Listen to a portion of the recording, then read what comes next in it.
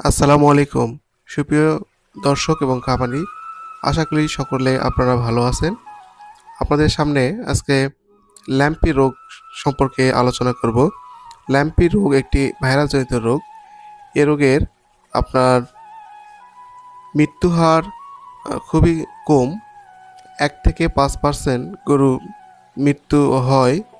আর এটা আপনার অনেক সময় খামারির অবহেলার কারণে, চিকিৎসা না করার কারণে অনেক সময় দেখা যায় এটা 10% পর্যন্ত হয়। তাই ল্যাম্পি রোগে চিকিৎসার আগেও সচেতন দরকার। আসলে এই রোগটা হলে আপনারা আহ, বেশি বেশি করে গরুটাকে পুষ্টিকর খাবার দিন এবং জ্বর নিয়ন্ত্রণে প্রথম অবস্থায় গরুকে জ্বরের ওষুধ খাওয়াতে পারেন। আর অ্যান্টিভাইরাল যেগুলো আপনার পাউডার আছে সেগুলো আপনারা সাজেস্ট করতে পারেন। পাশাপাশি এ রোগের আপনার হয়ে গেলে পশু হসপিটালের প্রাণী চিকিৎসক দ্বারা পরামর্শ নিয়ে চিকিৎসা করাবেন। এ রোগের সুনির্দিষ্ট কোনো চিকিৎসা নেই। এ রোগের অসুখটা হয়ে গেলে প্রথম অবস্থায় গায়ে যে জ্বরটা হয় এই জ্বরটা আপনার নিয়ন্ত্রণ করলে কিছুদিন পরে গরুটা আবার স্বাভাবিকভাবে খাবার শুরু করে।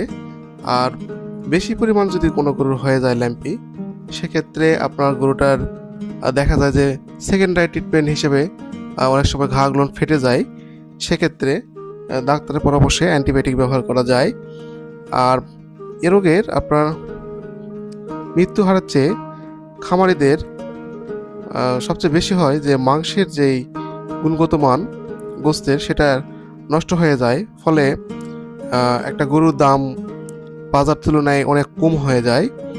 তাই এই রোগটা হওয়ার পরে আপনার গরুকে জিঙ্ক, সালফেট, ভিটামিন এগুলা খাওয়ানো যেতে পারে। তাহলে গরুটা আপনার রোগ প্রতিরোধ ক্ষমতা বৃদ্ধি পাবে এবং গরুটা সুস্থ অনুভব করবে।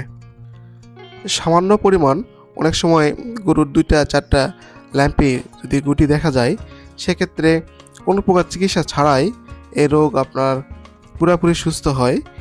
আর যদি ল্যাম্পি বিশেষ করে বাছুর গরুগুলাতে যদি প্রচুর পরিমাণ শরীরে দেখা যায়, সেক্ষেত্রে গরুগুলান আপনার মৃত্যুর দিকে যায়, সেটাও পার্সেন্টেজ খুবই কম।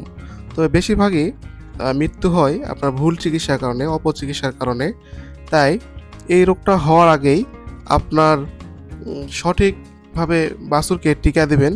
বিভিন্ন কোম্পানির আপনার ভালো ভালো এই ল্যাম্পি স্কিন ডিজিজের টিকা আছে, যা দিলে এই রোগটা হয় না।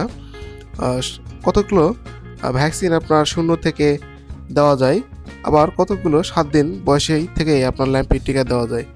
তাই ল্যাম্পি স্কিন ডিজিজে সচেতন হন, সুস্থ থাকুন এবং খামারি ভাইয়ারা লস থেকে বাঁচুন, এই প্রত্যাশায় আজকের এই ভিডিওটা শেষ করছি। সকলকে ধন্যবাদ। আসসালামু আলাইকুম।